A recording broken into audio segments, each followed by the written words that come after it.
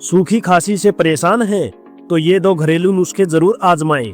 पहला नुस्खा, 1 चम्मच शहद में आधा चम्मच तुलसी का रस मिलाएं और दिन में 2 बार सेवन करें। ये गले की खराश को शांत करता है और खांसी को रोकता है।